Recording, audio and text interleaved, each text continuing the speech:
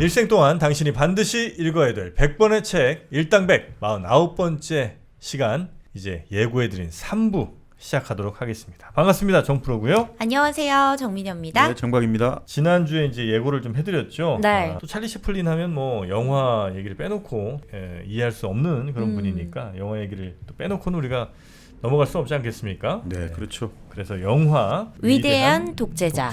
네. 우리 연극영화과 출신 우리 정민여가 또 영화를 또 잘 보고 우리한테 네. 또 소개를 좀 해주시는 거죠? 네, 이 찰리 채플린의 위대한 독재자 같은 경우에는 뭐 워낙 찰리 채플린의 대표 영화라고도 할 수 있는데요. 모던 타임스랑 더불어서 1940년대의 작품입니다. 그래서 네. 찰리 채플린이 감독을 하고 직접 주연 배우로 나왔는데요.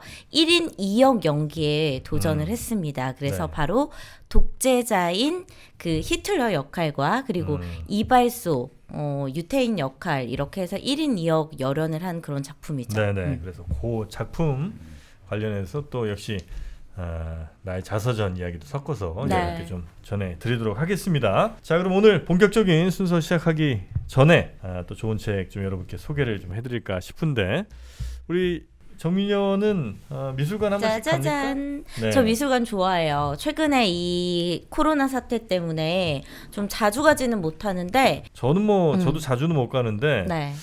이 미술관 갈 때마다 항상 좀 아쉽다고 할까요? 좀 뭔가 부족함을 좀 느끼는 게 네. 뭔가 이 미술 작품에 대해서 조금 내가 설명을 좀 해줄 수 있으면 좋을 텐데. 그쵸. 특히 아이들에게. 근데 거기 이제 나도 모르니까 뭐 이렇게 얘기를 하기가 좀 쉽진 않았거든요. 네. 근데 바로 이 방구석 미술관 이 책을 보면 아마 아이들에게 혹은 뭐 내 주변 사람들에게 같이 가는 사람들에게 뭔가 좀 얘기해 줄 수 있는 그런 건덕지가 굉장히 좀 많지 않을까 이런 생각을 좀 합니다. 네, 실제로 미술관 가면은 그 해설하는 그 도슨트 프로그램 있잖아요. 도슨트. 근데 이 저자가 도슨트 별로 안 좋아해요. 별로 저도 안 그걸 별로 안 좋아하거든요. 아, 그래요? 왜냐면 네. 뭐 도슨트가 어쩌면 너무 딱 정해진 답을 미리 듣고 가는 걸 수 그쵸. 있잖아요. 네. 그래서 그 작품에 대해서 내가 그냥 느끼고 싶은 것 혹은 뭐 내가 그냥 느꼈던 것들이 이거 오답인가? 이런 생각도 할 수 있기 때문에 오히려 그냥 그 작품 그대로를 좀 느끼고 나중에 이제 참고 정도로 도슨트 얘기를 한번 좀 들어보면 어떨까 이런 생각도 좀 들기는 합니다. 네. 근데 또 우리가 예전에 뭐 그런 말이 있었지 않습니까? 음. 아는 만큼 볼 수 있고 그렇게 할 때 이제 진정으로 느낄 수가 있으니까 사실 좀 기본적으로 어떤 미술에 대한 작가에 대한 어떤 정보랄까 작가에 대한 이야기 이런 걸 좀 아는 것도 뭐 네. 필요하다고 볼 수는 있죠. 네. 네. 근데 그 미술이라는 게 우리 인류사에도 참 많은 사건들이랑도 또 관련이 있지 않겠습니까? 그렇죠. 많은 사건들을 그리기도 했고, 네. 네. 특히 뭐 피카소 같은 경우 게르니카라든지 네. 뭐 이런 작품들 그리고 또 없네요 이제 생각나는 게 그게 없네요. 줄줄 대봐죠. 뭐 다비드의 그림, 그 알프스를 다비드? 넘는 나폴레옹 아, 그런 그림 같은 경우가 네. 그림을 통해서 이제 나폴레옹의 정치적인 권위랄까 네. 이런 것들을 확립하는데 아주 큰 역할을 했다 이렇게 볼 수도 있고요. 네네네. 사실은 어떤 조형 예술이라고 합니까? 예전부터 조각상이라든지 네. 그런 것들은 정치 권력하고도 아주 밀접한 관계가 있으니까 아주 오래 전부터 미술은 우리 생활에 아주 밀접한 관계가 있다 이렇게 볼 수가 있죠. 네네. 하여튼 뭐 요 책은요 방구석 미술관은 이번이 두 번째 책인데 이거 원이 워낙 잘 됐었다면서요. 잘 됐죠. 네. 이름이 일단 요즘 느낌 좀 나죠. 방구석. 그쵸. 네. 트렌드가 그리고 좀. 표지도 너무 예쁘고요. 그래서 이제 방구석 미술관 1편이 좀 글로벌한 네. 화가들, 뭐 예술가들의 이야기였다면 2편은 이제 우리 네. 예, 한국 작가들. 한국 작가들, 한국 작가들의 얘기가 좀 많은데 일단 저는 이름은 대체로 좀 아는 분들이 많긴 해요. 네. 다행히. 뭐 이중섭, 이중섭, 나혜섭, 최초의 뭐 김환기. 여류 서양화가 나혜석이죠. 네. 박수근, 이응노. 천경자. 그렇죠. 이영노 화백 같은 경우는 결국 네. 그 1960년대 동백님 사건에 연루돼가지고 옥고를 치렀죠. 세계적 음악가 윤희상하고 동시에 네네네네. 사실 한국에서 아주 옥고를 크게 치렀죠. 근데 사실 이 이영노 화백이 또 나혜석하고 연결이 되거든요. 네. 이영노 화백이 그 수덕여관이라고 충청도 그 수덕사라고 아주 큰 절이 있지 않습니까? 네네네. 그 앞에 수덕여관을 본인이 그 가옥을 인수해가지고 경영을 했는데 네. 실제로 나혜석이 바로 수덕사의 그 수덕여관에서 상당 기간 머물렀거든요. 그때 상당히 도움도 받았다 이런 이야기도 있고 다 이렇게 많이 연결되고 있습니다. 이 사람들이 우리 한국 현대미술사에 면면들이 많이 연결되고 있죠. 네. 그 우리 저 네. 유명한 그 BTS 있잖아요. 네. BTS의 방탄. 네, RM 랩몬스터죠. 네. 네, 이분이 또 미술에 대한 관심이 또 굉장히 엄청나다고 합니다. 오. 예, 그래서 뭐 RM이 방문했던 미술관 같은 데를 팬들이 성지순례하는 오. 코스가 또 있대요. 네. RM 갔던 미술관만 이게 골라서 팬들이 따라가는. 그리고 그래서 또 어딜 갔대요? 어딘지는 이제 비밀.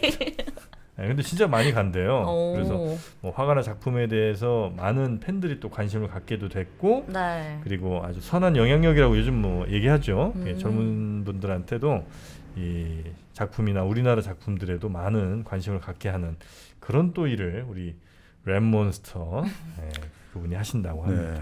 그 사실 뭐 우리 예전에 한번 그 작가 이상할 때 다뤘습니다만 네. 그 이상의 부인이었던 변동님. 예, 그렇죠. 그 이제 이름을 나중에 김향안으로 바꿨잖아요. 네. 그래서 결혼한 상대가 바로 김한규 화백이죠. 그리고 김한규 화백의 조카라고 해야 되나 그쪽으로 또 연결되는 그 가수가 예전에 빅뱅의 탑 예, 그쪽하고 또 연결되고요. 아 그래요? 네, 그러니까 많이 연결되거든요. 또 여기서 나오는 우리 참 국민화가 박수건 화백. 박수근 화백. 거기는 또 누구하고 연결되냐면 그 돌아가신 소설가 박완서 선생하고 연결되거든요.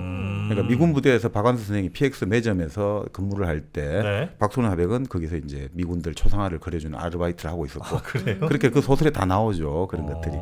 그러니까 이런 재밌는 이야기들이 참 많죠. 나혜석의 여러 가지 스토리라든지 이영노 화백의 스토리라든지.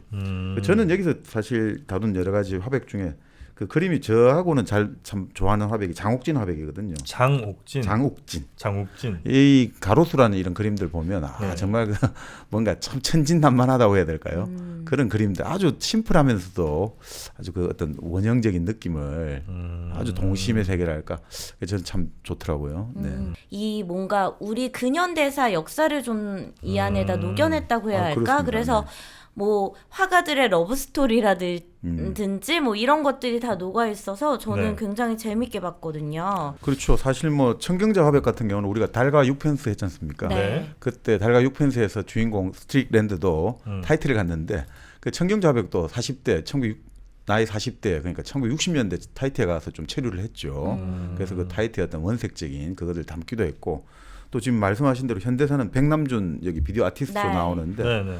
백남준 그 아티스트 같은 경우는 부친이 아주 유명한 실업가였거든요. 그래서 뭐 좀 친일파 그런 것도 있습니다만 그래서 여권을 대한민국에서 뭐 정말 열 손가락 안에 들 만큼 빨리 발급받았거든요. 대한민국 이름이 찍힌 여권을. 네. 그렇게 해서 이제 그 공부를 하러 해외 나가고 이런 스토리라든지 뭐 나혜석 화백 같은 경우는 결국 이제 뭐 체린이라고 3.1 독립운동 대표를 했는데 그 체린과의 어떤 일종의 불륜이라고 해야 될까 네. 이런 것들에 관련돼 가지고 그 이후의 인생들 여러 가지 가족사든 이런 것들이 아주 흥미진진하게 잘 나와 있죠. 그래요. 네. 왜 이 작품을 그리게 됐는지, 왜 이 소재를 좋아하게 됐는지 이런 스토리들을 알고 나니까 이제는 정말 왜 이 작가가 이 작품을 그렸는지를 금방 외울 수 있게 되고 굉장히 재밌더라고요. 네. 뭐 여기 하나만 더 설명드리면 네. 그 장옥진 화백이 강변 세안도라고 추사 김정희의 세안도 있지 않습니까?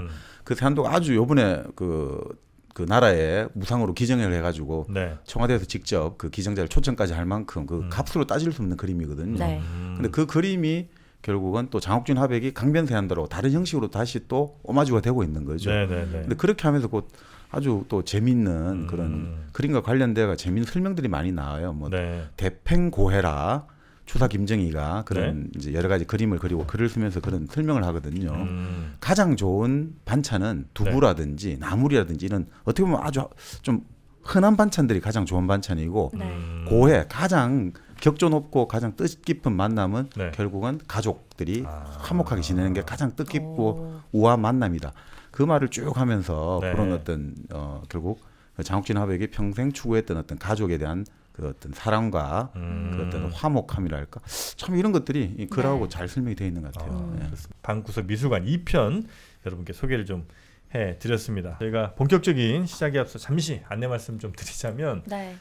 요즘 코로나 상황은 뭐 저희가 더 말씀드리지 않아도 맞아요. 아실 만큼 굉장히 심각한 상황이 됐습니다. 그래서 저희 펀딩 도와주신 분들 지금쯤 이제 좀 모시고 정박님과 함께하는 강연이라든지 아니면 좀 역사적인 장소를 좀 탐방하는 네. 이런 시간을 좀 가져보려고 했는데 도저히 뭐 만날 수 있는 상황이 아닌 것 같습니다. 그쵸. 그래서 좀 일단은 좀 연기를 좀 해야 될 것 같고요. 제가 또 미처 예상치 못해서 죄송하다는 말씀 좀 드리겠습니다. 하여튼 계속해서 저희가 뭐 문자로 안내를 좀 드리고 있으니까요. 아마 봄이 좀 돼야 뵐 수 있지 않을까 하는 생각이 좀 들고요. 빨리 하여튼 그거 해결을 좀 하도록 하겠습니다. 자, 그럼 오늘 본격적인 저희 찰리 채플린의 위대한 독재자. 네. 여기도 또 아주 굉장히 많은 이야기들이 좀 숨어 있을 것 같은데 일단 위대한 독재자가 몇 년도 작품이죠? 영화에서 40년 10월에 개봉됐죠. 40년 10월. 예, 근데 애초에 이 구상을 하게 된 거는 1937년 이때부터 구상을 했다라고 나오죠. 그때면 아직 2차 대전은 본격적인 시작이 되기 전 아닙니까? 뭐 2차 세계 대전을 네. 언제부터 시작됐느냐 여러 가지 말씀을 드릴 수 있는데 보통은 1939년에 9월 1일인가요? 독일이 폴란드를 침공하면서 이제 2차 세계 대전이 공식적으로 발화됐다. 네. 이렇게 이제 보고 있죠. 근데 이제 38년에도 사실은 당시 독일이 지금의 체코죠. 체코의 주데텐 지방인가요? 그쪽을 계속해서 강제적으로 병합을 하려고 그러고 그 과정에서 이 세계 대전으로 비화될 것을 두려워했던 영국의 체인벌린 수상이라든지 이런 네. 사람들이 모여가지고 미넨에서 이제 미넨 협정을 체결하거든요. 미넨, 독일의 미넨. 그렇죠. 독일의 네. 미넨에서 그냥 요까지는 봐줄게. 더 이상은 하지 말자. 예. 근데 이제 그게 결국 이제 그 정치학에서는 쉐임 오브 미니 해가지고 네. 미넨의 치욕이라고 부르거든요. 결국 그렇게 어떤 독재자나 어떤 세력들이 강제력을 동원해가지고 힘을 놨을 때 너무 유화적으로 나가니까 결국은 얘들이 더 힘을 얻어가지고 막 나가더라. 네. 그래서 이제 그걸 쉐임 오브 미니라고 부르고. 네. 근데 그거에 또 너무 또 반작용이 돼가지고 자 그러면 초기에 길을 꺾어야 된다 해가지고 초장부터 적극적으로 들어가야 된다. 이렇게 하는 게 또 반대 개념이 역사에 또 있죠. 뭐죠? 코그마이어 오브 베트남 해가지고 베트남의 늪에 빠진다 이러죠. 네. 그거는 어떤 내용이에요? 그러니까 반대 내용인데 그러니까 베트남에 분쟁이 계속 발생하고 있는 거잖아요. 근데 그럼 초반에 우리가 막 아주 많은 병력과 화력을 집중해가지고 초반에 들어가면 우리 승리할 수 있다. 해가지고 엄청나게 많은 정규군을 투입했다가 그냥 네. 완전히 베트남의 늪에 빠져가지고 결국은 이도 저도 못하고 결국 패배하게 되는 것들.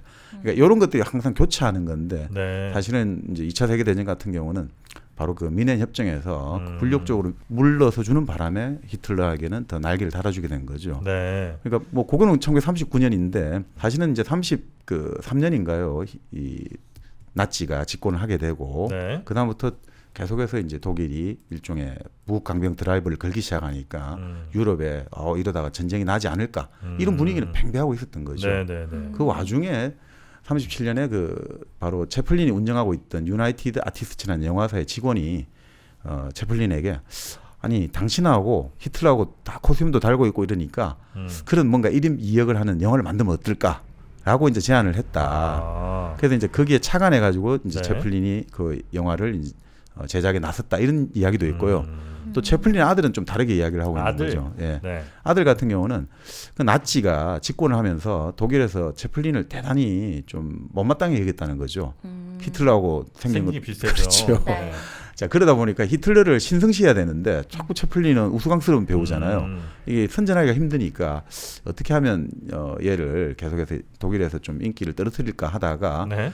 그 여러 가지 황금강 시대라든지 여러 가지 채플린의 영화 같은 것들 이런 것들을 금지를 시키는 거예요. 상영 금지를. 독일에서요. 예. 네. 그래서 이제 거기에 좀 자극을 받아가지고 채플린이 히틀러를 열받아서. 좀, 뭐 비웃는 네. 그리고 이제 그런 영화를 만들어야겠다. 뭐 여러 가지 설들은 있죠. 네. 그렇게 해서 만들어진 게 이제 아마 37년쯤에 기획을 시작을 해서 그렇죠. 40년에 개봉한 그렇습니다. 이 위대한 독재자. 네. 이때도 히틀러에 대한 이미지가 예를 들면 미국 같은 데서도 굉장히 좀 악마적인 이미지가 좀 있었나요? 아니면 그 정도는 아니었고 네. 그때만 해도 좀 아주 그렇게 나쁘진 않았었나요? 아, 어떻습니까? 예, 사실은 네. 그 일종의 어떻게 보면 히틀러의 간첩들이라고 해야 될까요? 히틀러의 간첩들? 그 독일계 이제 여러 외교관들이라든지 이런 사람들이 미국 사회에 들어와 가지고 네. 반유태인 선전을 하고 친독일 이런 선전을 아주 활성화가 돼 있었죠. 아, 미국 내에서. 네. 그래서 그렇게 나쁘진 않았고요. 또 독일계 이민들이 많이 와 있잖아요. 그렇죠. 그러니까 뭐 크게 나쁘진 않았고요. 그 대표적인 동네가 이제 위스콘신 같은 경우는 독일계 이민이 많았죠. 그렇죠. 위스콘신이 독일계 이민이 많았고 그 출신이 그 바로 메카시였나? 그랬을 것 같아요. 위스콘신이요? 네. 그랬던 것 같기도 하고 하여튼 그랬을 겁니다. 그러니까 그런 식으로 상당히 많았고 거기에다가 실제로 그 바로 우리 포드 자동차 있지 않습니까? 네. 그 헨리 포드 같은 경우는 아주 유태인의 반감이 컸거든요. 그 돈을 들여가지고 자기 사비를 들여서 뭐 반유태인 잡지도 만들고 책도 만들었어요. 아, 그래요? 그게 사실 히틀러에게 영향을 많이 줬다고도 해요. 그 재미있는 게 바로 찰리 채플린도 바로 포드 공장을 방문하게 됐거든요. 견학을. 거기서 차가 내가지고 사실 모던 타임즈에서 그 노동자가 막 조립을 하다가 자기가 막 나사에 깔리는 장면들 나오잖아요. 컨베이어 벨트. 그렇죠. 예. 바로 그게 포드를 사실 비꼬았다 이런 이야기도 나오는데, 그러니까 그만큼 뭐 헨리 포드가 그렇게 낯설 만큼, 그리고 바로 1929년 미국의 영웅 그 대서양 그 횡단에 성공했던 네네. 그 린드버그, 네. 린드버그도 또 완전히 사실 좀 반유태 이 캠페인, 그러니까 친나치 캠페인이라고 할까요? 네네. 이런 데 관여돼 있었고, 사실은 독일에 대해서 오히려 우호적이면 우호적이지 그렇게 뭐 싫어하는 분위기는 아니었다고 네네네. 나오죠. 하긴 또 히틀러가 공산주의자들도 엄청 싫어했었잖아요. 네, 맞습니다. 바로 그래서 네. 실제로 1920년대 이후로 미국 네. 같은 경우는 그 소련의 그 결국 소련 혁명이 일어나고 나서 그 공산주의에 대한 어떤 반감이라고 할까요? 네. 공포심 이런 것들이 많았기 때문에 히틀러나 무솔리니 파시스트가 등장해가지고 반공을 내세웠잖아요. 그렇기 때문에 이 반공을 내세우는 히틀러나 무솔리니에 대한 정서적인 친화력이 그 아주 연대감이 강했다고 볼 수 있죠. 근데 지난번에 설명해 주셨던 것 같기도 한데 제가 사실 기억이 안 나서 그런데 히틀러는 왜 그렇게 유대인을 싫어했던 거였죠? 그러니까 결국 이제 자 정권을 잡아야 되잖아요. 네, 자 네. 권력을 잡아야 되는데 히틀러가 사실 뭐 갖고 있는 건 별 건 없었잖아요. 네. 히틀러는 1차 세계 대전에 참전했지만 뭐 독가스를 흡입해가 부상을 입고 나왔고 네. 그 뭐 본인이 희망했던 예전에 미술학교도 계속 떨어지고 그 상태에서 이 사람이 결국 그 실제로 극좌파로 출발했거든요. 극좌파. 처음에는요? 네네. 그 미난의 극좌파로 출발해가지고 거기서 이제 몇 표를 얻어가지고 일종의 우리 치면 의원이 된 건데 네. 그게 결국 이제 뒤집어 엎어지면서 어떻게 됐냐면 자기의 동료, 극좌파 동료들을 신문하는 조사관으로 변신을 해가지고 그 완전히 신문 세탁을 해버리는 거예요. 그 상태에서 이 사람이 이제 독일 그 나치가 됐던 결국 독일 국가 사회주의당 그쪽에 입당을 하면서 거기서 자기 숨겨졌던 자기 재능을 발견하게 된 거죠. 연설을 딱 하는데 30분간 연설을 토해내면서 자기도 몰랐던 자기의 재능이 튀어나왔다는 거죠. 선동하는 거. 예, 예. 나중에 채플린도 그런 이야기 하죠. 이 영화를 만들면서 히틀러를 연구를 하잖아요. 네. 와, 이 사람은 완벽한 배우다. 자기가 도저히 따라갈 수가 없다. 이만큼 이 바이브레이션이라든지 연출을 하는 거라든지 이러고 그리고 바로 그 당시 베를린 올림픽을 연출했던 리펜슈탈인가 그 여자 감독이 있는데 네. 그 의지의 승리라는 히틀러 선전 영화를 보면 완전히 히틀러가 신으로 만들어 놓고 있거든요. 그만큼 이제 탁월했다. 네. 뭐 그런 식으로 인정할 만큼 그 결국 연설과 선동가의 재능이 유감없이 발휘된 거죠.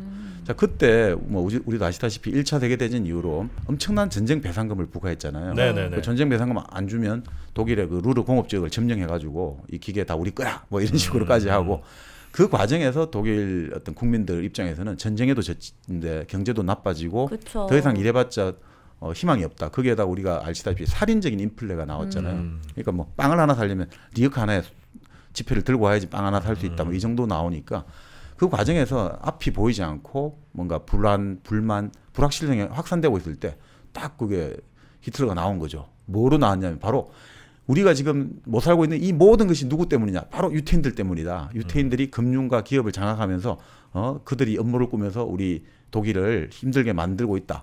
그러니까 적을 하나 만들어 준 거예요.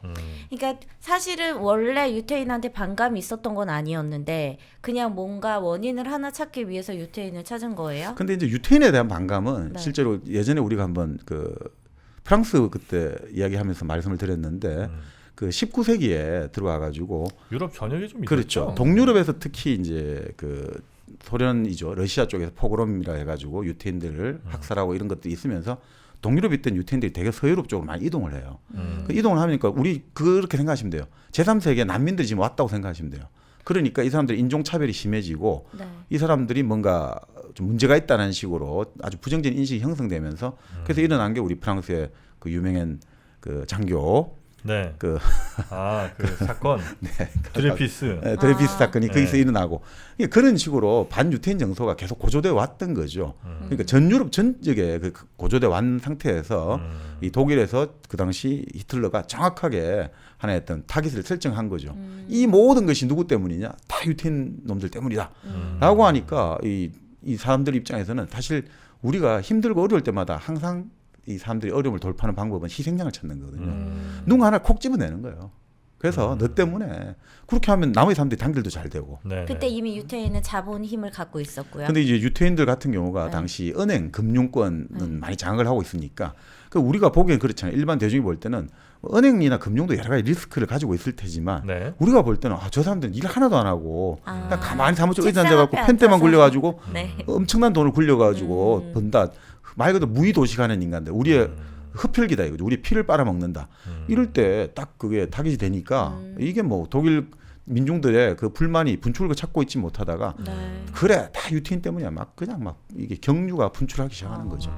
그러니까 그것들을 제시한 히틀러와든지 독일 국가사회주의 당에 네. 그냥 막 이 전폭적인 지지가 가는 거죠. 그래서 이제 유태인들이 독일 특히 이제 나치의 공공의 적이 된 거고. 그렇죠. 예, 그 이후에 아주 우리가 다 알고 있는 끔찍한 그런 일들까지 네. 이어진 것 같고요. 그렇죠. 근데 결국은 그때 가장 중요한 게 중산층, 독일 중산층의 그 선택이 히틀러를 선택한 거란 말이죠. 왜냐하면 당시에 그 대하는 그럼 뭐가 있었냐? 사회주의가 있을 수 있잖아요. 네. 근데 사회주의에 대해 가지고 중산층 입장에서는 그럼 노동자하고 같이 우리가 같은 동급 동클래스냐?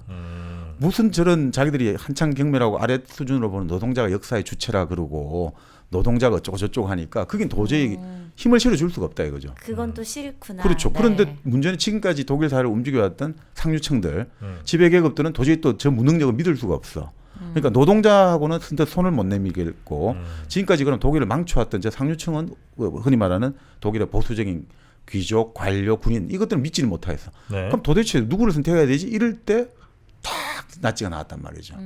유태인을 쳐부수겠다. 그러니까 자기들하고 맞아떨어지는 거죠. 그러니까 뭔가 자기들이 지금 자기 계급이 경제적으로 하락하고 있지만 네. 막 이 뭡니까 본래 우리 신분은 고귀한 신분이야. 지금 유태인 놈들 때문에 우리가 경제적으로 힘들지만 우리 신분은 고귀해.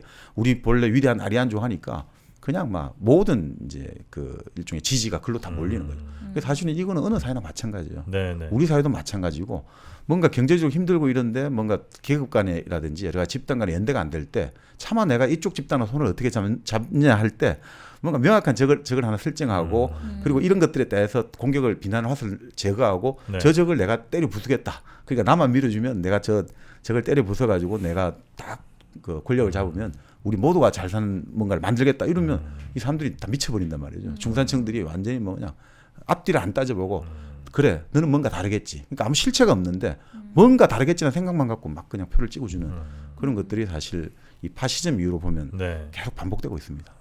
거기도 이제 국뽕 좀 몇 스푼 섞어주고. 그렇죠. 가장 그러니까 아까 말씀드린 게 경제가 힘들 때는 국뽕 최고거든요. 그렇죠. 네. 그러니까 경제가 힘든 이유는 네 잘못이 아니야. 지금 이것은 업무가 있다 이거죠. 누군가가 너를 못 살게 하고 있어. 이런 식으로 이제 그때 가장 좋은 게 바로 유태인 자본가다 이렇게 되는 거죠. 자, 좀 그런 배경이 정서적인 배경이 좀 있다는 거고요. 네. 자, 그래서 이제 오늘 우리 정민여가 네. 이 영화를 또 보고 오지 않았겠습니까? 맞아요. 위대한 독재자. 저 근데 재밌게 봤어요. 재밌었어요? 잘 만들었죠. 그 정말 이게 1940년에 개봉됐는데 저도 최근에 다시 한번 봤는데 네. 이 정말 이 세련됐다고 해야 될까? 여러 지금 가지- 봐도. 네네. 근데 보고 나서 약간 어떤 생각이 들었냐면 저 어렸을 때 봤던 그 미스터 빈 나왔던 네. 그거 있잖아요. 네네. 그 장면들이랑 뭔가 약간 겹치는 게 겹쳐지는 많구나. 영국적 코미디언의 어떤 계보가 있네요. 그러면. 그런 것도 좀 느껴졌고 네. 다 보고 나서 히틀러를 너무 희화화해서 네. 저는 찰리 채플린이 이 당시에 살아남을 수 있었나? 네 너무 이 용기가 정말 대단한 거예요. 그래도 미국 있고 독일에 물론 뭐 암살자를 보낼 수는 있습니다만. 네, 네. 그래도 어쨌든 히틀러를 상대로 이런 영화를 네. 찍었다는 게 그렇죠, 정말 그렇죠. 대단하더라고요. 영화 스토리가 대충 어떻게 됩니까? 네, 영화 스토리는 일단 위대한 독재자가 히틀러를 풍자한 그런 영화잖아요. 그렇죠. 그래서 독일 나치를 토메니아 공화국이라고 표현을 합니다. 영화 내에서. 토메니아. 네, 토메니아 공화국. 그리고 히틀러는 여기서 힌켈이에요. 네. 흰켈. 네. 그리고 주인공, 그러니까 1인 2역을 찰리 채플린이 맡았잖아요. 그래서 주인공 유대인 이발사가 있는데 이 이발사 이름은 찰리입니다. 네. 찰리 본인 이름이네요. 네, 유태인 이발사죠. 그리고 자, 괴링은 헤링. 그리고 무솔리니는 나팔로니.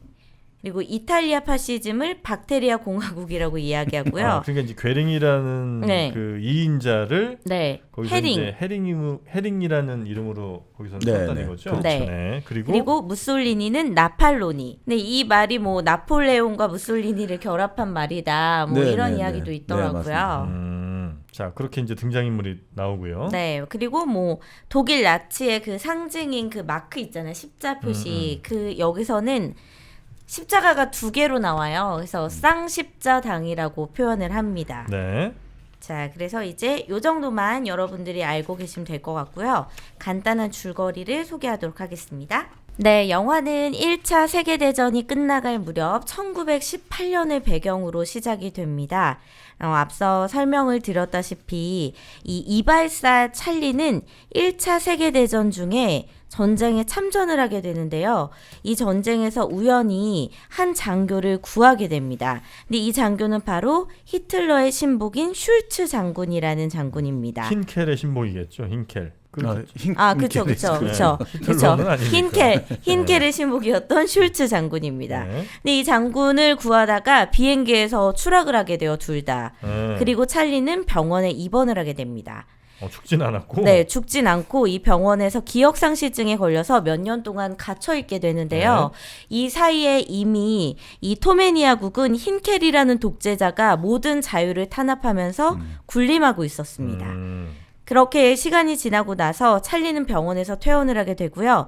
자신의 고향인 게토 마을로 돌아가게 되는데요. 네. 이 게토 마을은 유태인들이 모여 사는 그런 마을입니다. 자, 이발사라고 했잖아요, 찰리가. 이발사 일을 다시 시작하려고 합니다. 그런데 이 흰켈을 지지하는 쌍십자당의 돌격대가 틈만 나면 이 게토 마을을 찾아가서 사람들을 괴롭히고 막 토마토랑 감자 이런 과일이나 뭐 채소를 막 가져가고 이런 악행을 저지르게 됩니다. 네. 유태인들을 괴롭히고 못살게 구는데요. 여기서 찰리와 그리고 또 굉장히 용감한 유태인 여성 한 명이 또 나타납니다. 이 여성의 이름은 바로 한나라는 여성인데요. 자, 이 둘이 이 쌍십자당의 돌격대의 공격에 대항하면서 서로 애정을 키워 나갑니다.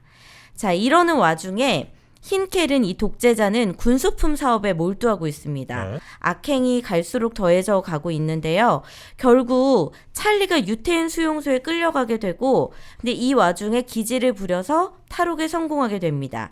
근데 찰리랑 흰켈은 얼굴이 굉장히 흡사하거든요. 그 와중에 흰켈은 찰리로 보여서 감옥에 잡혀 들어가게 됩니다. 그리고 흰켈인 것처럼 찰리가 연설을 하게 되는데요. 이 한 5분 동안의 연설이 이제 많은 분들이 좋아해 주시는 바로 그 영화의 그렇죠. 명장면인 거죠. 네. 왕자와 거지 같은 스토리가 좀 섞여 있네요. 그쵸. 그죠? 그러니까 이게 뭐 왕자와 거지, 광해 이런 우리가 흔히 생각하는 1인 2역 있지 않습니까? 네, 네, 네. 그래서 이렇게 바뀌어가지고 이런 해프닝들 그런 것들 사실은 아주 소재는 어떻게 보면 고전적인데 네. 그 결국 백미는 거기 있는 것 같아요. 마지막 장면에서 연설을 하거든요. 네. 그러니까 사람들은 누구나 다 지금 독재자 흰켈인 줄 아는데 사실은 이발사 찰리란 말이죠. 네. 그 연설을 하는데 그 연설 내용이 어떤 사람은 처음 들으면 아우 너무 오글거려 이런 이야기 너무 고등학교 수필 같아 이랬는데 네. 그 연설의 내용이나 형식이 상당히 정말 그때도 반대가 많았거든요. 그 다른 스태프들이 이 연설 이런 식으로 하면 돈 100만 달러 날아간다. 아, 그러니까, 너무 갑자기 네, 진짓바니까. 그러니까 네. 이런 말 하지 말자 했는데 그때 바로 찰리 채플린이 500만 달러가 날아가는 한이 있더라도 나는 이 연설을 해야겠다. 실질적으로 어떻든 직접적으로 개입하게 된 거죠. 네네네.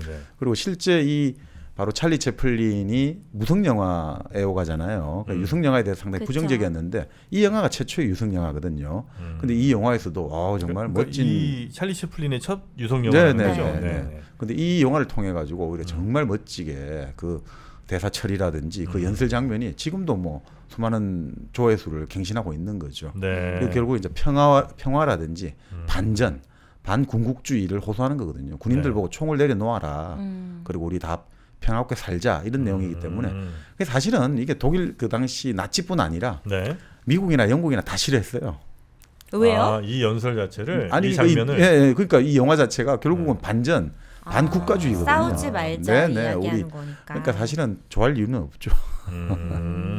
그런 영화. 네. 자, 뭐 영화 내용이 뭐 아주 복잡하거나 뭘 추론해야 되거나 이런 건 전혀 아닌 것 같고 네, 네, 아주 네. 심플하고 그냥 재밌는 영화인데 네. 막판 5분의 그 연설 장면이 아주 백미인 그런 네. 영화군요. 그러니까 사실 이 영화는 뭐 정말 이 찰리 채플린의 어떤 유머 감각이라든지 그리고 그 장면에서의 어떤 그 기발한 슬랩스틱도 그렇고 네. 그리고 우리가 지난 시간에 한번 그런 이야기를 했지 않습니까? 찰리 채플린 영화를 보고 니진스키라는 아주 러시아의 천재 무용수가 그 이야기를 했잖아요. 당신의 영화를 보면 당신은 발레를 하는 사람 같다. 아, 네네. 실제 그렇거든요. 특히 흰켈이 그 세계본이죠. 네. 세계 지구의를 들고 이렇게 희롱하는 과정에서 네. 그리고 그 과정에서 이 보여주는 이 몸짓이라든지 이 발 동작이 완전히 발레리나 같아요. 제가 맞아요. 보고 있으면 야 정말 저 사람 정말 타고난 무용수구나. 그리고 항상 찰리 채플린이 했던 말이 그 무대에 가장 중요한 게 자세를 잡는 것이고 그 찰리 채플린의 뭐 연기 철학의 그 자세를 잡는 게 뭐냐면 자기는 오리엔테이션이라는 말로 정리하겠다 하거든요. 오리엔테이션? 네, 오리엔테이션 방향이잖아요. 정향. 네네네. 그러니까 이게 결국 무대나 연기는 하나의 방향을 가는 거다 이거죠. 자, 내가 무대에 올라갔을 때 어느 방향으로 가야 되고 물러나야 될지 그쵸. 앞으로 나가야 될지 대사를 먼저 쳐야 될지 이것들이 자기는 하나의 어떤 연기의 어떤 핵심이라고 보는데 네. 사실 이 영화를 보면 그 연기 철학이 그냥 막 무르익었다 이런 막 감탄이 나오는 거죠. 네. 그 발레리노들이 제일 신경 쓰는 게 뭔지 압니까? 타이즈 입었을 때? 그 속옷 아니겠어요? 그쵸. 속옷. 그쵸. 타이즈 네. 입었을 때. 네. 그 타이즈 입으면 안에 속옷이 이제 비쳐도 문제 안 비쳐도 문제인데. 그쵸. 네. 그래서 이제 그분들이 주로 입는 게 그 이른바 그 팬티 중에도 드로즈라고 있습니다. 드로즈. 음. 저희 남편이 좋아하는 좋아합니까? 드로즈. 네. 네. 그게 이제 아주 그 살에 꽉 끼지 않아서 좋아하잖아요. 네, 살에 착 어. 그 밀착이 되면서도 네. 굉장히 그 수축력이 좀 좋아야 되는데 네. 바로 랩몬 팬티가 어. 이 드로즈 그리고 트렁크의 신기원을 열었습니다. 아니 근데 정영진 씨는 팬티 안 입으시잖아요. 안 입다가 네. 드디어 입기 시작했어요. 이 랩몬 랩몬 팬티를 25년간 내가 팬티를 안 입었는데 네. 랩몬 팬티 드디어 입었습니다. 그만큼 편한 거잖아요. 지금 이 팬티가. 팬티 왜 안 입으셨던 거죠, 근데? 이제 전 좀 약간 답답하기도 하고 네. 그리고 뭔가 어떤 상황이 나에게 닥칠지 모를 때 그때 좀 더 한 커플이라도. 신속한 일처리를 위해서였는데 네. 이제는 랩몬 팬티를 반드시 입고 있습니다. 그래서 이 트렁크 드로즈 결합형 팬티도 있고요. 네.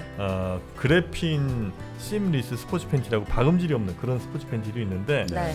랩몬 한번 가보셔야 돼요. 사이트 한번 들어가 보시면 어떤 천으로 어떻게 만들었는지를 우리가 알 네. 수가 있습니다. 이 랩몬 팬티 들어가서 좀 봤거든요. 근데 가격도 진짜 합리적이더라고요. 네, 맞습니다. 이게 천이 와 네. 이거는 진짜 이렇게 잡아다니면 이만큼 늘어납니다. 그러니까 우리 아저씨들도 아주 편하게 입으실 수 있는 거니까 네. 이제는 랩몬 팬티로 우리 한번 또 통일을 할 때가 된 것 같습니다. 네. 우리 뭐 애청자들을 위해서, 구독자들을 위해서 이벤트 없어요? 있죠. 뭐죠?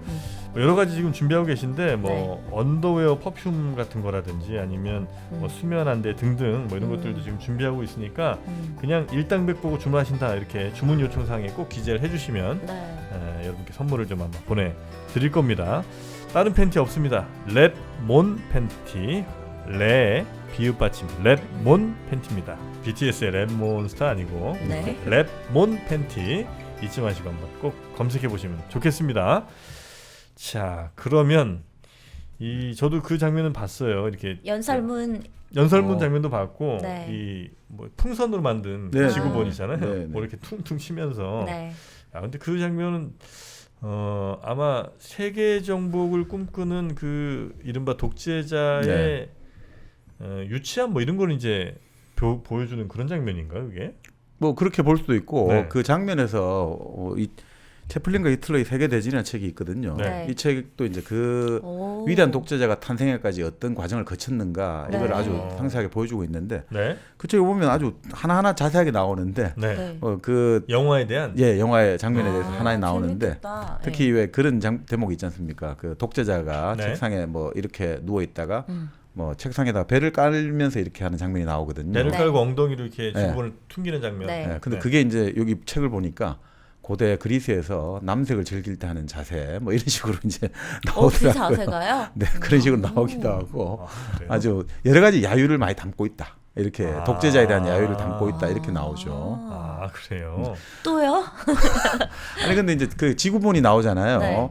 그 사실 예전에 그 미국의 그 누구였나? 미국의 외교관이었는지 미국의 기자였는지 모르겠는데 그 1980년대 당시 전두환 사령관을 인터뷰를 하러 갔는데 가장 인상적이었던 장면이 그 책상에다가 지구본이 크게 있더라는 거예요. 그래서 그게 상당히 인상적이었다. 뭔가 이 사람이 꿈이 만만치 않구나 이 생각을 이제 그 당시 인터뷰를 하면 느꼈다 이런 나오는데 네. 그 바로 그 위대한 독재자에 보니까 그 지구본 장면 나오는 것하고 묘하게 또 오버랩이 되는 거 아니냐. 그러니까 이게 뭔가 뭐 권력이라든지 네네네. 이런 뭔가 큰 힘을 갖고 싶은 사람들이 네. 그런 뭐라고 할까요? 지구본이든 이런 것들을 딱 모아놓은 이런 거 있잖아요. 이걸 내가 쫙 한눈에 보고 있고 한 손에 움켜진다 이런 느낌을 좋아하나 봐요. 이 권력을 지금 뭔가 실감이 느껴진다. 네네네. 이런 거 아닌가 이런 생각이 들었죠. 이 세계가 다 내 거야. 내 손아귀에 그렇죠, 그렇죠. 있어. 네, 이런 네. 그렇죠. 느낌이 든 거잖아요. 근데 그 풍선 결국 터지잖아요. 그렇죠. 펑 하고. 그러니까 이제 그런 것들도 네. 그 재밌는 그 좀 패러디를 한 거 아니냐. 결국 그런 것들은 하나의 어떤 그 우산 끝에 닿기만 하면 터질 만큼 아주 허무맹랑한 그 아니냐. 뭐 그런 야유도 좀 들어있지 않느냐 싶습니다. 네. 자 그러면 그 책에도 이 위대한 독재자에 대한 얘기가 많이 네, 나오는. 네, 네. 그 책도 한번 좀 영화 보신 분들은 읽으시면 좋겠네요, 그죠? 네네. 사실은 뭐 이 책 같은 경우는 채플린 자서전이 좀 우리가 나의 자서전이 좀 많지 않습니까? 1000페이지가 넘어가니까. 네. 이 책은 채플린과 히틀러의 어떤 삶을 서로 교차해가지고 아주 짧게 한 60페이지로 비교를 하고 있으니까 뭐 그렇게 해서 비교하는 것도 상당히 재미가 있어요. 네. 그러니까 요 책은 그러니까 나의 자서전은 아주 태어나서부터 이제 죽을 때까지 이야기가 좀 들어 있는 거고, 네네. 요 채플린과 히틀러의 세계 대전은 그런 그 위대한 독재자를 둘러싼 혹은 뭐 그 정도 시기쯤에 채플린과 히틀러를 좀 비교해 놓은 거군요. 그러면. 그렇죠. 그러니까 이게 이런 게 있는 것 같아요. 왜 이제 채플린과 히틀러 우리가 네. 오늘 또 위대한 독재자 이걸 거론하냐면 결국 당시에 1930년대, 40년대를 보고 있으면 네. 결국 채플린이라는 사람과 히틀러라는 사람이 둘 다 이미지를 이용해서 세계인들의 마음이라든지 독일의 어떤 힘을 얻어내는데 그 이미지 전략을 활용한 사람들이거든요. 네네네. 우리 뭐 채플린이야 워낙 뭐 영화를 통해 가지고 결국 그 당시 20세기 초반 세계인들의 마음을 한눈에 사로잡았지 않습니까? 그러니까 세계인의 사랑을 가장 많이 받은 남자고 네네. 그 히틀러 같은 경우도 정말 뭐 오스트리아 출신이에 별로 뭐 그다지 어떤 갖고 있는 큰 것도 없었는데 어떻게 단시간 내에 그 권력을 잡았느냐? 결국 그게 또 이미지란 말이죠. 네네. 그 이미지를 가지고 이미지. 네 결국 이 두 명의 어떤 권력자가 계속해서 올라가고 있었는데 한쪽은 어떻게 보면 사랑과 평화의 권력자고 네. 한쪽은 증오와 전쟁의 권력자로 이렇게 쭉 가고 있으니까 둘이 결국 충돌할 수밖에 없었다. 그리고 그 둘이 사실은 충돌할 수밖에 없는 시대의 배경을 보면 태어난 생일도 비슷하고 네. 그러니까 그리고 여러 가지 걸어왔던 궤적도 비슷하고 네. 둘이 예술가를 꿈꾼 것도 비슷하고 둘이 뭐 쇼펜하우엘도 좋아하고 이런 것들 다 비슷하다 이거죠. 네네네. 그런 것들 속에서 어떻게 해서 한쪽은 이렇게 똑같은 이미지를 이용했지만 한쪽은 정오를 부채질해가지고 결국 수천만의 목숨을 희생하는 어떤 권력자로 나아가고 네. 한쪽은 그럼에도 불구하고 끊임없이 사람들에게 자유와 희망을 주는 하나의 어떤 상징 아이콘이 되었느냐 네. 이런 것들 속에서 이 미디어 특히나 그 전쟁을 결정전 그 미디어 전쟁이라 본 거죠. 네네네. 그 이미지 전쟁에서 그 결정판이 결국은 위대한 독재자였고 이 위대한 독재자 영화 한 편으로 히틀러는 완전히 망가졌다. 뭐 이런 식으로 좀 의미부여를 할 수 있다는 거죠. 독일 내에서는 뭐 당연히 상영이 안 됐겠죠? 그렇죠. 그러니까 독일 같은 경우는 이제 그 법을 바꿔가지고 네. 지금 이 독일에 우리가 흔히 말하는 괴벨스라고 하잖아요. 괴벨스? 그렇죠. 네. 선전의 대명사. 네. 그러니까 계속해서 반복하라 그러면 사실로 알게 될 것이다. 그러니까 그런 여러 가지 아주 어떻게 보면 지금 정치를 한다든지 마케팅을 하는 사람들 입장에서는 금가옥조 같은 말들도 많아요. 그런데 그 괴벨스 같은 경우도 히틀러를 계속해서 좋게 이미지를 메이킹을 하고 있는데 이 계속해서 걸리는 사람이 채플린이라는 거예요. 계속 비슷한 느낌을 주고 하니까 그래서 결국 어떻게 했냐면 나중에 법을 바꿔가지고 네. 채플린의 예전 영화들 다 상영 금지시키고 채플린과 관련된 모든 것들 다 언론 금지를 하고 심지어는 이제 모던 타임스가 35년인가 네. 36년 런던에서 상영을 했단 말이죠. 네. 독일 신문에 런던 특파원이 그 영화평을 기사를 썼거든요. 모던 타임스가 참 근래 보기 드물게 재밌었다 하니까 당장 난리가 났단 말이에요. 왜 이런 기사를 나가게 했느냐. 그래서 그 이후에 채플린이라는 이름 자체가 한 단어도 언급이 안 되도록 독일에서는 예, 모든 게 다 사라지게 했죠. 그런데도 불구하고 결국 위대한 독재자가 나오니까 네. 결국 그래서 위대한 독재자를 히틀러는 봤을까 안 봤을까. 그러니까요. 그게 너무 궁금해가지고 찾아보니까 뭐 확인할 방법이 없다고 나오더라고요. 인터넷에서는. 네. 근데 여기서 보면 이제 네. 봤다는 증거도 있고 안 봤다는 증거도 네. 나오는데 네. 그래요? 여러 가지 이제 그 자료를 가지고 나오긴 나오는데 그 아무래도 괴벨스라든지 이런 쪽에서 이제 그 프린트 필름 프린트가 나온 게 나오니까 히틀러도 봤을 가능성은 있다라고 나오기도 하고요. 그리고 이 영화가 개봉될 때 어쨌든 히틀러 입장은 좋았거든요. 그때 왜요? 1940년 10월에 개봉했지만 네. 그때 히틀러는 뭐 1940년 6월인가요? 파리를 다 함락시켜 버렸거든요. 네. 그러니까 전 유럽을 다 뭐 함락할 상태니까. 분위기가 좋았구나. 그런데 그 이후로 문제는 재밌는 게 히틀러가 예전에 대중 연설을 어떻든 잘해가지고 그렇게 독일 국민의 마음을 사로잡은 거잖아요. 네. 근데 이 영화에서 그 정반대되는 연설을 바로 찰리 채플린이 한 거잖아요. 네, 네. 그렇죠. 그러다 보니까 결국 히틀러가 그 이후로 연설을 하지 못하게 되는 거예요. 뭔가 트라우마처럼 된 거군요. 뭐 그렇게 볼 수도 있겠죠. 그래서 계속해서 괴벨스가 아니 이제 각하께서 총통각하께서 한 번씩은 해주셔야 됩니다. 그 계속 줄여 나가요. 거의 안 해요. 그러니까 결국은 나중에 계속해서 그래도 하셔야 됩니다 하니까 연설할 재료가 없단 말일세 이렇게 막 화를 냈다고 하거든요. 그렇게 재료? 연설을 잘하고 좋아하는 내용이 사람이? 없다는 거죠. 결국 뭐냐면 히틀러는 결국 이제 나중에 알았다는 거죠. 결국 가장 아무리 이미지를 만들고 뭘 하더라도 가장 중요한 것은 컨텐츠였다는 것들.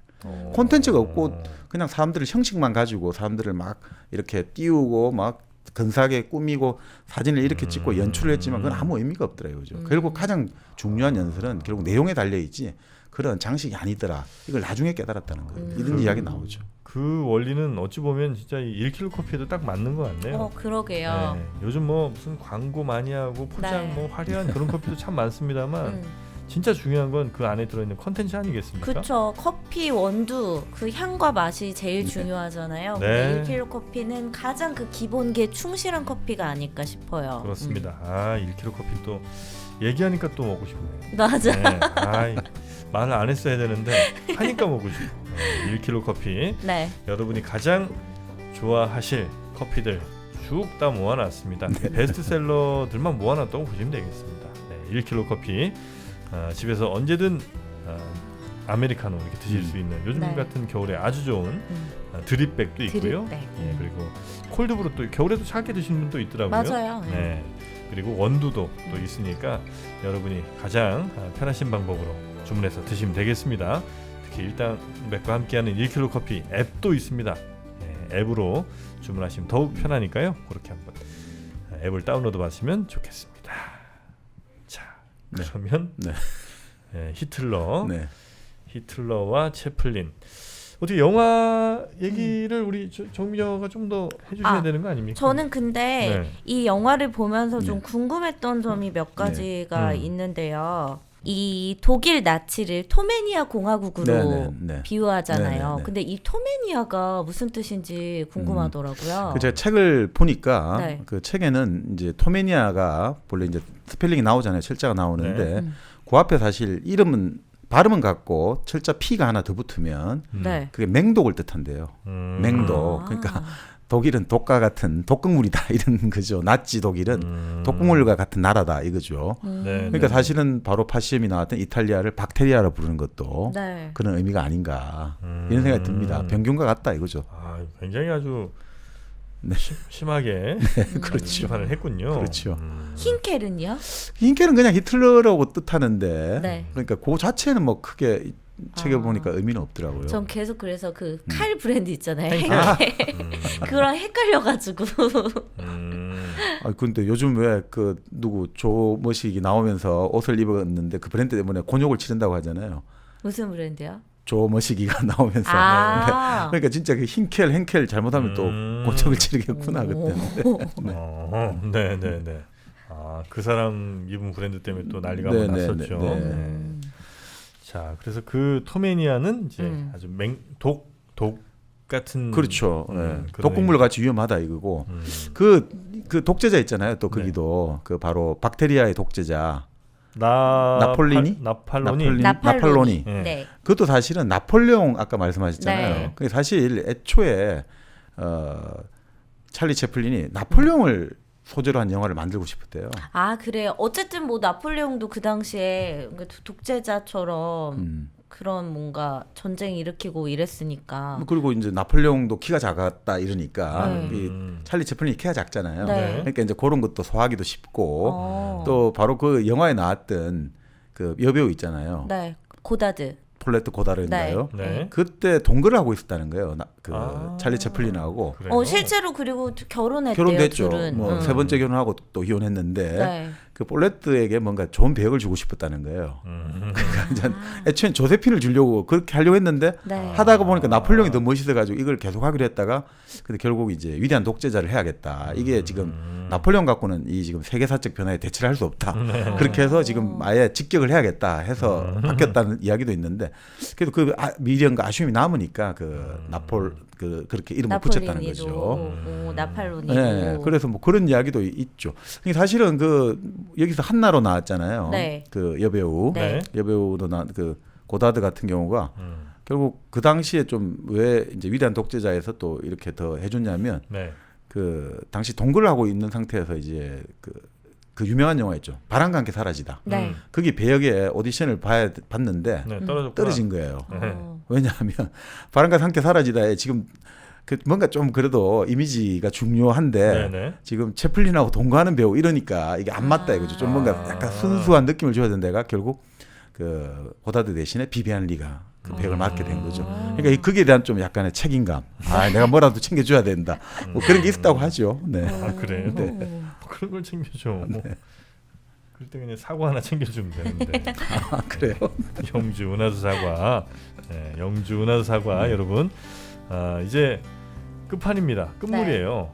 그래요? 끝물, 벌써? 그러니까 아쉬운데요. 끝물이라고 하면 좀 그렇지만 하여튼 네. 빨리 드셔야 된다는 거예요. 진짜 얼마 안 남았나 봐요. 예, 맛있는 그 막 물 뚝뚝 떨어지는 네. 꿀물이 떨어지는 그 사과 지금 드셔야 됩니다. 물론 이제 이 시기가 지나도 뭐 사과즙이나 뭐 배즙을 통해서도 얼마든지 뭐 즐기실 수 있습니다만 그래도 생물을 한번 이렇게 좀 씹어 먹는 그 기분은 좀 아셔야 되잖아요. 그렇죠. 그리고 네. 특히 요즘 집에 있는 시간이 많다 보니까 과일을 그렇게 또 잘 챙겨 먹게 되더라고요. 아, 그렇죠, 그렇죠. 그럴 때 아침에 딱 사과 하나 깎아 먹으면 너무 기분 좋거든요. 저는 안 그래서 깎아 먹습니다. 그럼 통째로 드시죠. 껍질째 먹잖아요. 네, 영주 은하수 사과 우리나라에서 가장 맛있는 사과 영주 은하수 사과와 함께 하시면 되겠습니다. yjapple.com으로 접속하셔도 되고요. 그냥 포털 사이트에서 영주 은하수 사과 이렇게 검색하셔도 되겠습니다. 그 원래 히틀러 나치당이 그 십자가를 이렇게 철 십자라고 그러나요? 갈고리 십자가라고 갈고리 보통 십자가. 이야기를 하죠. 그거는 왜 그 표시를 하기 시작한 거예요? 그게 본래 네. 그게 하켄크로이츠라고 부르는데 네. 애초에는 이제 그거는 이제 나치가 부르는 이름이고요. 네. 그 갈고리 십자가는 본래 그게 이제 우리가 인도 쪽에서 이제 그거를 스와스티카라고 하죠. 스와스티카. 아, 그래요? 그 문양을 스와스티카라고 부르거든요. 아 원래 그 문양 자체가 있었어요. 만자라고 하죠. 그거를 이제 그렇게 그런 문양 결국 이제 많이 이제 예전 고대 때부터 내려오는 문양인데 네. 그게 이제 자기들 입장에서는 우리가 아리안족의 우수성을 하나의 우리 민족은 다르다라는 걸 보여주기 위해서 이런 걸 쓰고 또 그 스와스티카 문양 자체가 의미하는 게 그런 거래요. 책을 찾아보니까 네. 그러니까 어떤 천체에서 태양의 어떤 움직임 뭐 이런 것들을 보여주는 거라는 거예요. 천체에서의 그러니까 태양의 일종의 움직임. 하늘에서 태양이 움직여가는 어떤 운행하는 느낌. 그러니까 최고라는 걸 뜻하겠죠. 최상의 것 이런 것들. 그런 느낌을 주니까 네. 자기들의 어떤 문장으로 활용한 거 아닌가 이렇게 생각이 듭니다. 근데 이제 그 영화에서 그게 두 개 있잖아요. 예, 그러니까 그 영화에서 의외로 비꼬는 걸로 애초 영화에서는 정확히 기억이 안 나는데 네. 애초에 그게 어떻게 만들어졌냐. 애초 시나리오에서는 바로 흰켈이 막 연설을 하고 있는데 맥주통에 뭐 그게 옷에 뭐가 찍히는데 그 맥주통 무늬가 바로 그렇게 찍혀가지고 그렇게 됐다라는 식으로 비꼬는 거죠. 맥주통. 네, 맥주통에 뭐 이렇게 묻어가지고 이게 된 거를 결국 그 맥주통 마개 같은 게 그 모양이었는데 그게 이제 옷에 이렇게 찍혀가지고 그 무늬가 만들어졌다라는 식으로 또 비꼬는 거죠. 네, 네. 한마디로 술 마시고 헛소리하다가 만들어진 거야. 이런 식으로 뭐 하늘에 고상한 뭐 태양이 아니고 네. 너희들 엉망진창으로 하다가 만들어진 거 아니냐. 그러니까 끊임없이 그런 어떤 그 야유하고 네. 조소하고 비아냥거리는 그런 장치들이 많이 들어 있으니까 그 사실 교별수 입장에서는 난감했겠죠. 실제 그리고 그 괴링이라는 2인자는 네. 그렇게 막 뭔가를 만들고 그랬어요? 그 괴링 같은 경우는 네. 이제 그 영화에서는 해링으로 나왔나요? 네, 해링이요. 좀 뚱뚱하게 나왔잖아요. 네. 그건 일리는 있는 것 같아요. 왜냐하면 그 해링이 그러니까 괴링이죠. 괴링이 본래 그 독일 공군을 만들고 친위대도 만들고 그러니까 그 결국 히틀러가 그 자기 죽기 몇 년 전에 2인자는 이제 괴링이다 네. 이렇게 이제 했기 때문에 2인자로 나오거든요. 네. 근데 이 사람이 나중에 그 돈에 대한 욕심도 많아요. 탐욕도 오. 많고 그리고 이제 미술품 이런 거 있죠. 전율의 미술품을 다 자기가 수집이 아니죠. 약탈해 오고 네. 이런 것도 많았는데 그 나중에는 완전히 무슨 약물 중독에 빠지거든요. 그러니까 그래요? 그래가지고 뭐 너무 음식도 좋아하고 이래가 나중에 어마어마하게 뚱뚱해지거든요. 아. 그 영화에도 좀 뚱뚱하게 네, 나오잖아요. 뚱뚱하게 나와요. 네. 그러니까 그렇게 하다가 45년 이제 나치가 패배한 이후로 항복한 이후로 그 이제 일종의 니른베르크 재판을 받아요. 그 재판을 받아가지고 재판을 받는 와중에 이제 수감이 되니까 약을 못 하잖아요. 그러니까 제정신이 돌아왔대요. 아, 제정신이 그래요? 돌아와가지고 나름 재판에서 자기 변호를 잘했다는 거예요. 아, 그래요? 근데 결국 뭐 그런 이야기를 하죠. 결국 사형을 선고받았는데 자기는 군인이니까 총살형을 해달라 했는데 그 당시 소련 출신의 재판부 중에 한 명이 절대 안 된다. 얘는 그 군인답게 죽이면 안 되고 교수형을 해야 된다 해가지고 그게 내가 왜 총살형을 못 받느냐. 거기 자절해가 스스로 목을 메고 죽었다. 뭐 이런 이야기도 나오죠. 그래요? 네. 그러니까 사실 그 결국 그 독일의 지도부라는 사람들이 네. 거기도 나오잖아요. 슐츠 같은 경우는 나름 양심적인 군인으로 네. 나오거든요. 근데 이제 슐츠 같은 군인도 결국은 다 이제 추방을 해버리잖아요. 그 장면을 보면 결국 나중에 이야기인데 나중에 나치 그러니까 히틀러를 제거하려는 작전이 있었단 말이죠. 그 네. 우리 예전에 유명한 네네. 배우 그 미션 임파서블 나오는 톰 크루즈가 크루즈, 나온 네. 그 슈타펜베르크 대령인가 그렇게 나온 영화도 있는데 네. 실제 이 작전 있었던 걸로 나오고요. 그 그때 그 작전에 참가했던 독일 군부에 아주 상징적인 인물이 있거든요. 네. 바로 북아프리카에서 독일 기갑부대의 영웅이었던 롬멜 장군. 롬멜. 그래서 롬멜이 그 실질적으로 히틀러 작전에 참여를 했다가 그 롬멜을 죽일 수가 없잖아요. 이게. 그러니까 롬멜에게는 결국 너의 처자식의 안전을 보장하겠다 해가지고 독극물로 자살하는 걸로 해서 이제 끝을 냈다. 네. 왜냐하면 자기들이 넣을 수 없단 말이에요. 너무 국가적 영웅이니까 이게 히틀러를 암살하는 업무에 참여했다면 자기들도 이게 타격이 그렇죠. 너무 크니까 결국 뭐 그렇게 나오는데 네. 마치 슐츠를 추방하는 것들이 그런 느낌을 주더라고요. 그러니까 이게 참 예언하는 느낌 많이 들어요. 작전명 발키리였죠. 그게? 네네. 네. 아, 발길이 그게 그거구나. 근데 저는 궁금한 게 이 채플린의 안목 그 뭔가 앞을 내다보는 그 예언자적인 능력이 너무 뛰어나다고 느낀 게 네. 앞서 이런 그 한참 히틀러가 막 다 장악하고 있을 텐데 네. 어떻게 이 히틀러의 비극적인 운명도 네. 예감을 했고 그런 것들을 다 이렇게 영화 속에 담았는지 어. 너무 신기한 거예요. 그 저기 우주 전쟁을 썼던 소설가 H.G. 웰즈라고 네. 그 원작자 있잖아요. 타임머신도 쓰고 네. 그 웰즈하고 예전에 채플린이 만나서 그런 이야기를 했대요. 자기는 채플린이 네. 나는 초능력이 있는 것 같아요라고 진짜? 이야기했는데요. 왜냐하면 나 어릴 때 어떤 사람이 그 뭔가 나에게 내가 목이 하도 말라가지고 어느 그 가게를 지나가다가 아저씨 물 좀 주실 수 있어요 했는데 그 아저씨가 실컷 보더니 어디 뭘 하나 가지고 오더라는 거야. 근데 이걸 딱 받아가 마시는데 기분이 이상해가지고 근데 또 그냥 안 먹겠다 이러면 아저씨가 혼낼 거 아니에요, 그지? 그래 그 아저씨가 다른 텀을 파서 자기가 싹 물 버리고 그냥 네. 먹은 것처럼 줬는데 다음 날 알고 보니까 그날 그 사람이 그 독극물 가지고 사람을 몇 명을 죽였더라.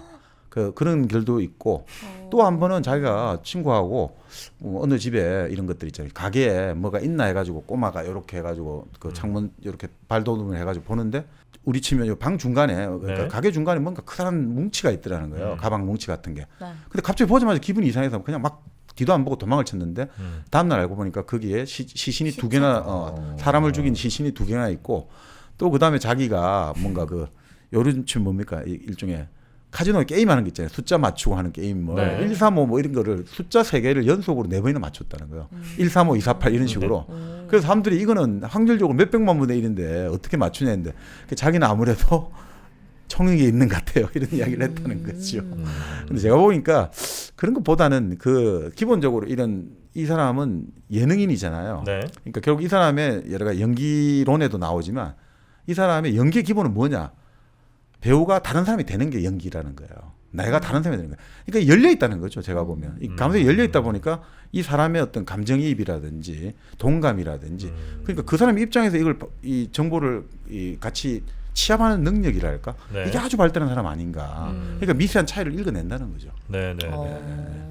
그런 느낌이 듭니다. 그게 초능력으로 나타날 수도 있겠지만. 그 네. 연기 이야기를 해주셔서 생각나는 게 찰리 채플린이 이 위대한 독재자 영화 이전에는 네. 뭐 떠돌이 이미지, 방랑자 이미지로 네네. 계속 영화를 찍었잖아요. 그렇죠. 그러다가 왜 어떤 계기로 이렇게 위대한 독재자라는 어쨌든 캐릭터 변신을 한 거잖아요. 아, 그렇습니다. 이미지를 네네. 되게 중요하게 생각하는 배우가 뭐 특별한 뭐 계기가 더 있을까요? 그러니까 채플린이 왜 나짜고 안 맞았냐면 채플린의 기본 영화를 보면 반전 그리고 평화 그리고 성차별 인종차별이 없단 말이죠. 네. 네. 그러니까 채플린이 무성영화를 한 거잖아요. 채플린이 무성영화를 좋아한 거는 이 언어만 그러니까 대사가 들어가면 아무래도 이게 근본적으로 이해하기가 힘들다 이거죠. 전 세계를 상대로 자기는 이 영화를 꿈과 희망을 팔아야 되는데 그래서 이 사람은 그 이미지 방랑자 찰리의 이미지는 누구에게나 호소하는 그 이미지가 있는데 이게 대사가 나갈 때 그 깨질 수 있다라고 생각해가지고 계속해서 두려워했는데